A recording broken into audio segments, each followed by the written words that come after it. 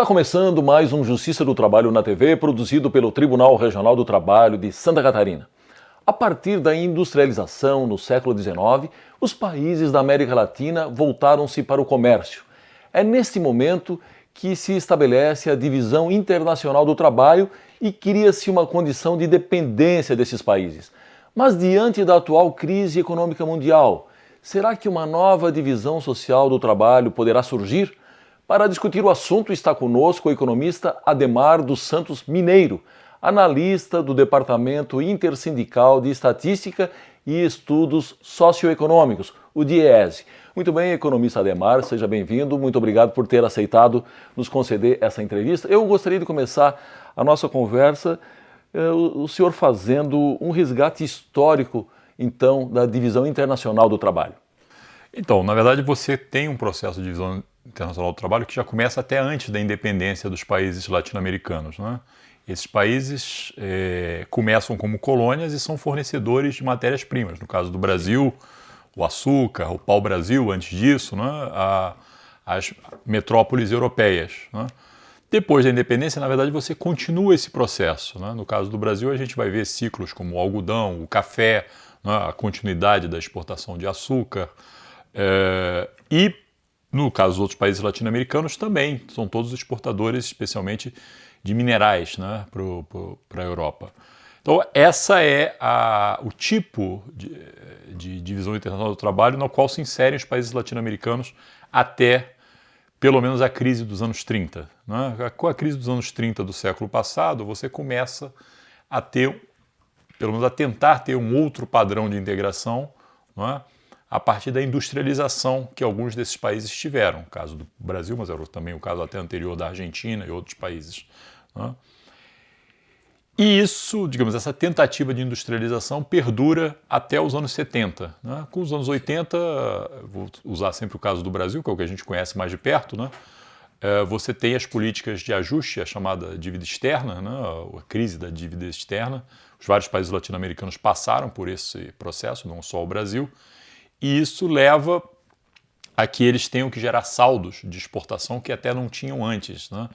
E, portanto, se especializam na exportação de alguns produtos e vão indo cada vez mais no sentido de serem exportadores de matérias-primas e exportadores de recursos baseados em meio ambiente, né? Então, primeiro, a reação dos países latino-americanos à crise da dívida externa nos anos 80 e depois a abertura comercial, a liberalização comercial e financeira dos anos 90 foi, de alguma forma, se especializarem na produção de produtos primários ou produtos intensivos em recursos ambientais. No caso do Brasil, a gente tem tanto a exportação de alimentos, não é, como soja, carne, etc., mas também recursos minerais, não é, como ferro especialmente, mas outros minérios também, e até mais recentemente, com as perspectivas do pré-sal, a possibilidade de se transformar também no exportador, inclusive de petróleo, mas com todos os impactos que isso tem do ponto de vista de limitações ao desenvolvimento e do ponto de vista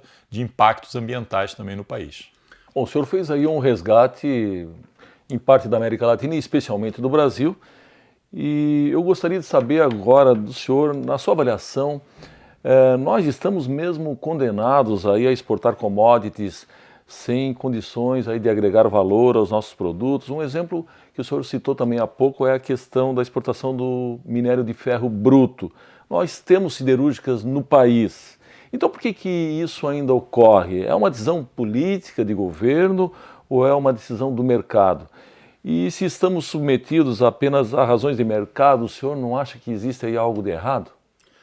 Então, digamos, na verdade, quando você se especializa em alguns produtos, quando você é um exportador de commodities, você, na verdade, está sendo uma economia dependente de quem está importando os seus produtos. É como se eles lá fora especificassem o que eles têm de demanda, né? No caso, a gente está falando, por exemplo, você citou o minério de ferro. Né? O minério de ferro o Brasil exporta hoje fundamentalmente para a China. Os chineses determinam que querem receber o ferro na forma de minério, ou em pellets, que é uma agregação muito pequena de valor, e querem processar isso nas siderúrgicas da China. Eles querem agregar mais valor. E você, digamos, tem essa opção, a opção de mercado é se subordinar, a não ser que você tenha uma intervenção de política de Estado Isso até o ex-presidente Lula citava isso, né? Não, nós precisamos processar mais, nós precisamos de alguma forma agregar um pouco mais de valor ao que a gente exporta. Né? Agora, aí é uma decisão de governo de, eventualmente, digamos, taxar mais a exportação de minério bruto e facilitar a exportação de produtos siderúrgicos. Isso poderia ser uma possibilidade. Agora, é uma decisão de política pública. Se você deixar o mercado, a demanda de mercado, a demanda lá do importador chinês, porque ele quer manter a possibilidade de processar, e, se possível, até exportar para a gente o minério processado na forma de chapas de aço, etc. Né? Então, se você deixa as forças de mercado, a tua tentativa de especialização vai no sentido de que você seja cada vez mais uma economia, como a gente chama, primarizada. Você vai no sentido dos primários. Né? Você vai produzir soja, exportar soja e não óleo de soja. Ou você vai exportar minério de ferro e não chapas de aço e assim por diante. Né? Bom, mas o que o senso comum, pelo menos dos economistas aí tradicionais, que todo santo dia aí fazem as suas análises nos veículos de comunicação no Brasil, é que, no geral, nós precisamos de menos intervenção, menos Estado. Nesse caso, nós não estaríamos necessitando de uma política, um certo dirigismo estatal para que a gente não ficasse prisioneiro dessa situação em que nós estamos encalacrados?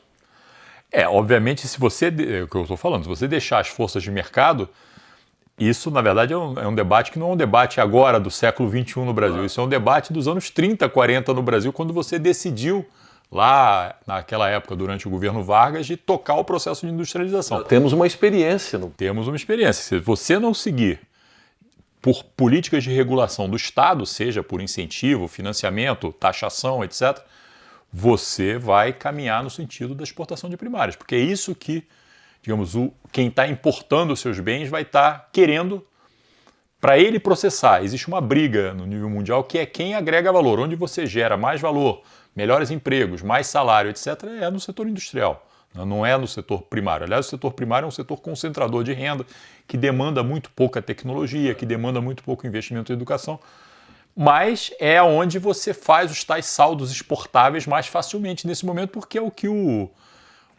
comprador externo está querendo. Né? Então, se você vai por esse caminho de menor resistência, você tem a vantagem, consegue saldos mais rapidamente, e tem a desvantagem que vai continuar exportando produtos de menor valor agregado e vai influenciar a tua concepção de futuro, o teu projeto futuro de desenvolvimento.